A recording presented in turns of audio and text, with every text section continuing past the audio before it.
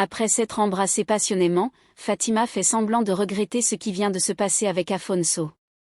Elle s'excuse et dit qu'elle ne sait pas ce qui lui a pris. Elle explique que ce n'est pas bien, car Solange est en voyage et qu'ils ne peuvent pas faire ça. Afonso veut parler, mais Fatima refuse la discussion et dit qu'elle doit partir. Plus tard, Fatima retrouve César avec un grand sourire. Elle lui dit que tout se passe comme elle l'avait prévu.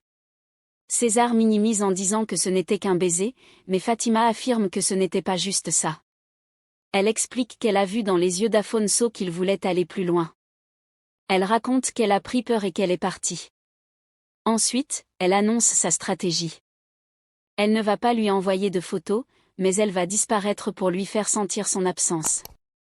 Elle dit que cette méthode fonctionne toujours et qu'elle a déjà pris beaucoup de place dans la vie d'Afonso.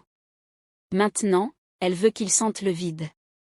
Pendant ce temps, une kinésithérapeute aide Afonso à bouger sa jambe pour sa rééducation. Elle lui demande comment il se sent et lui explique qu'il progresse bien, mais qu'il ne peut pas encore courir. Afonso la remercie et dit au revoir. Ensuite, Afonso parle avec Igor. Il raconte que Fatima a été très gentille avec lui, qu'elle a fait un t-shirt et une banderole pour le soutenir. Il trouve qu'elle est vraiment géniale et qu'elle est très amoureuse. De son côté, Solange voit que Fatima a publié beaucoup de photos avec Afonso. Elle se fâche et décide de l'appeler. César pousse Fatima à répondre. Fatima veut que Solange soit en colère. Finalement, elle décroche. Solange lui demande comment elle va et ce qui s'est passé avec Afonso. Fatima raconte en détail la course, la chute d'Afonso, son malaise et son hospitalisation. Elle fait beaucoup d'éloges sur lui, disant qu'il est fort, simple, généreux et qu'il pense aux autres. Solange se sent mal et demande si Fatima n'a pas envie de son petit ami. Fatima nie d'abord, puis avoue qu'elle aurait peut-être voulu l'embrasser. Elle promet alors d'arrêter de voir Afonso pour de bon. Solange appelle ensuite Afonso. Elle lui reproche de ne pas lui avoir dit qu'il s'était senti mal après la course. Elle lui apprend que Fatima est attirée par lui et qu'elle a décidé de ne plus le voir. Afonso est surpris et pense que ce n'est pas de l'amour, mais Solange est convaincue que Fatima a des sentiments. Pendant ce temps, Odette parle avec Célina. Fatima arrive et salue tout le monde.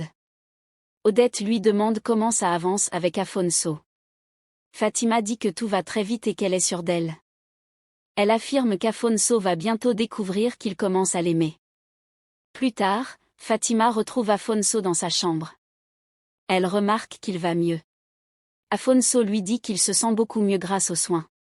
Fatima lui annonce qu'elle pense qu'ils ne doivent plus se voir. Afonso est surpris. Fatima explique qu'elle a parlé avec Solange et qu'elle se rend compte qu'elle commence à aimer Afonso. Elle précise qu'elle respecte la relation entre Afonso et Solange et qu'elle ne veut pas être un problème. Elle le remercie pour sa gentillesse et dit qu'il vaut mieux qu'elle s'éloigne. Pendant ce temps, Poliana parle à Gilda de la publicité de Raquel. Raquel se vante un peu et parle d'acheter des choses pour la maison. Gilda part au magasin pour faire des achats. Plus tard, Igor parle encore avec Afonso. Il remarque qu'il va mieux et ils discutent des relations amoureuses. Igor dit qu'Afonso semble plus attaché à Fatima qu'à Solange. Il pense que Solange ne reviendra pas et conseille à Afonso d'investir dans sa relation avec Fatima.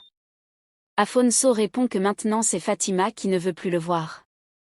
Au magasin, Gilda envoie un message à Raquel pour lui montrer des modèles.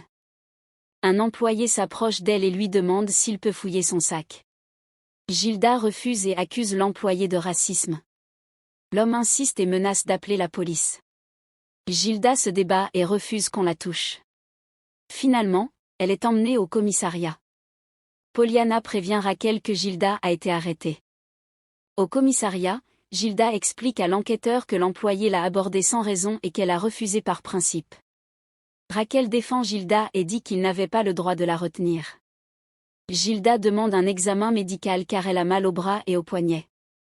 De retour à la maison, Raquel demande à Gilda si elle a encore mal. Gilda dit qu'elle veut aller jusqu'au bout de cette affaire. Elle explique que si elle avait été une petite fille blanche, on ne lui aurait jamais demandé d'ouvrir son sac. Elle dit qu'elle n'a rien fait de mal. Raquel la rassure et lui promet de rester à ses côtés. Gilda dit qu'elle ne veut plus la décevoir et qu'elle la voit comme une mère.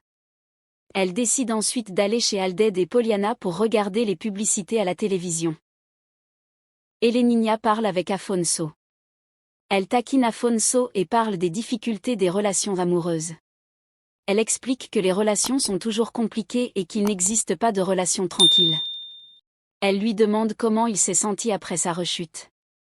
Afonso répond qu'il va bien et qu'il est toujours aussi fou qu'avant. Plus tard, Eunice parle avec Leila. Leila parle de sa sortie à la plage avec Renato.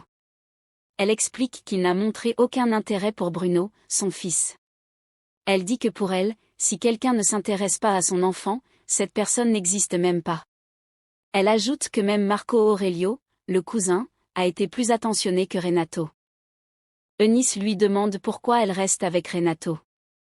Leila avoue que ce n'est même pas à cause du sexe. Elle reconnaît qu'elle n'a jamais été très à l'aise dans sa vie intime, même avec Ivan. Eunice lui explique que le plaisir vient de soi-même et l'encourage à travailler sur elle. Chez Alded, tout le monde se prépare à regarder la télévision. Alded donne des consignes strictes. Personne ne doit monter sur le canapé, ni parler pendant la publicité. Ils attendent tous la pub de Raquel. Tout le monde se tait pour regarder. Chez Bartolomeo, la famille est à table. Leila parle de la plage. Bruno raconte qu'un ami de sa mère lui a appris à surfer. Soudain, il voit la publicité à la télévision. Bartolomeo reconnaît Raquel. Tout le monde se tourne vers l'écran. La publicité parle du sandwich de Raquel. Ils sont tous fiers d'elle et disent qu'elle est très belle à la télé.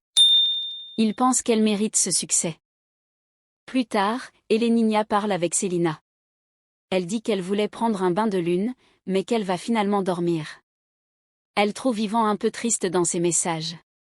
Elle veut lui faire une surprise pour lui remonter le moral, mais Selina est contre les surprises et dit que ça rate souvent. Eleninia insiste en disant que ce sera juste une petite surprise romantique. Ensuite, Ivan rencontre Raquel. Il la félicite pour sa publicité et lui dit qu'elle est magnifique. Raquel est très émue. Elle dit qu'en se voyant à la télé, elle s'est trouvée belle pour la première fois. Elle raconte son enfance difficile, la mort de sa mère, la pauvreté et comment elle a appris à cuisiner très jeune pour survivre. Elle explique que la pauvreté lui a appris l'honnêteté et que c'est grâce à elle qu'elle deviendra riche sans voler l'argent de personne. À ce moment-là, Eleninia est dans sa voiture. De loin, elle aperçoit Ivan et Raquel ensemble. En les voyant discuter, elle devient nerveuse. Elle lui dit qu'il doit choisir entre vivre avec elle ou avec Raquel. Finalement, ils s'embrassent passionnément.